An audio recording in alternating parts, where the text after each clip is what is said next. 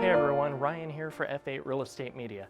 Today we're taking you behind the scenes of a 3D tour to show you how it all works. First we're going to show you the gear and what happens on site, and then we'll tell you why you need a 3D tour for your listing. Let's jump right in. Okay, we're in the home and we're ready to make 3D magic. This is the gear that we need in order to produce the 3D model of the house. First, we have our 360 camera, which is the Ricoh Theta Z1. As you can see, this is a top-of-the-line device that's about the size of a mobile phone, but it has one camera on each side of it, which allows for a full 360-degree image to be taken. Next, we have a tripod to mount it on. We can't hold the camera because we would be seen in the image if we did. Note that this is a compact tripod with a narrow footprint so that the feet are not visible in the finished 360 image. Larger tripods usually cause a problem in that the mounting head and the feet will be visible, and this can be very distracting. We also use a tablet or a mobile phone of some kind to control the final piece of gear, which is the Matterport capture app. In this instance, we're using an iPad so that we have a decently sized display to view the progress of the scan. Once we've mounted the Ricoh to the tripod and we turn it on, we'll pair the Matterport capture app and then we're ready to start scanning. Now that everything in the house is ready to go, we make our first scan. All we have to do is hide around the corner and press the capture button and wait for it to scan like this.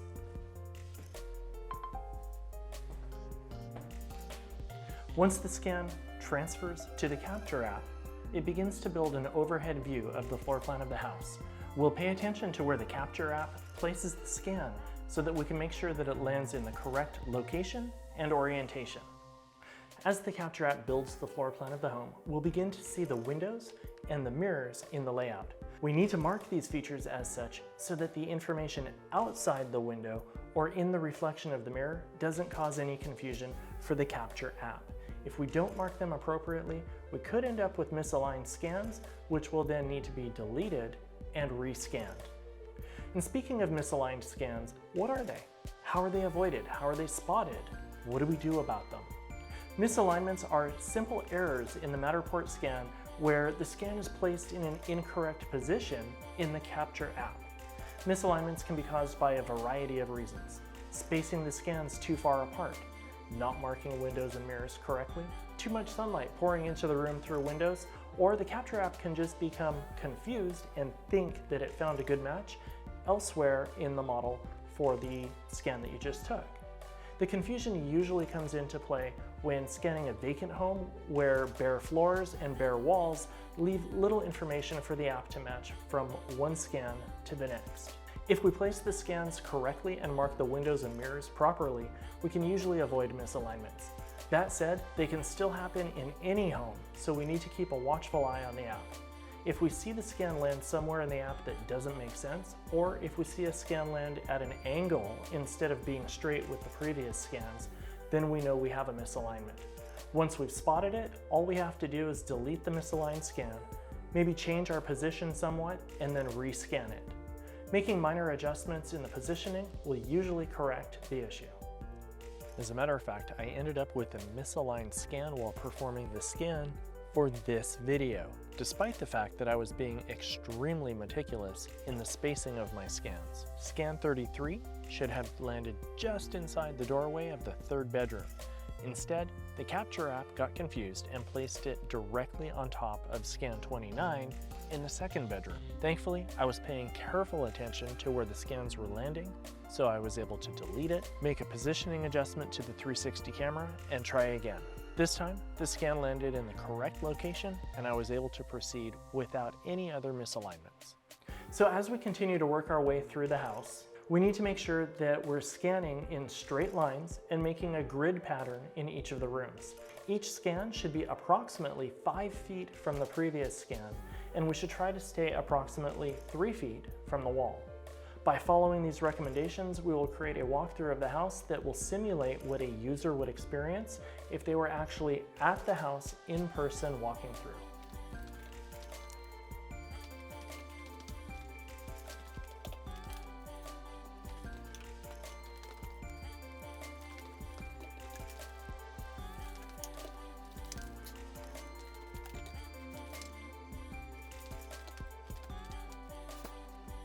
After completing the interior scan, we'll make our way outdoors to capture the 360 exterior views.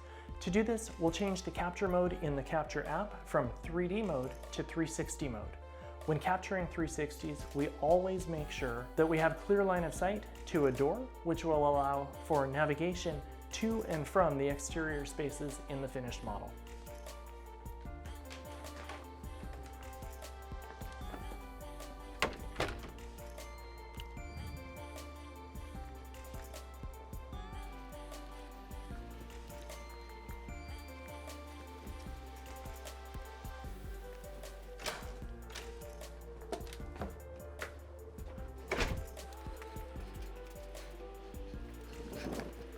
All right, so once we've completed the scan and the exterior 360s, we'll go ahead and upload it to the Matterport service for processing.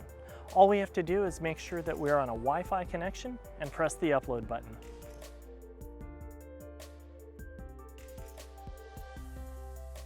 Navigating within Matterport is easy. You can click on the circles on the floor to move to that location. Click and drag on the screen to look around.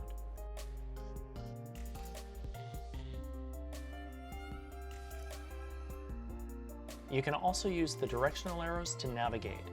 The up and down arrow move you from scan to scan, and the left and right arrow rotate in that direction. Notice my mouse is not moving. I'm just using the directional keys on my keyboard.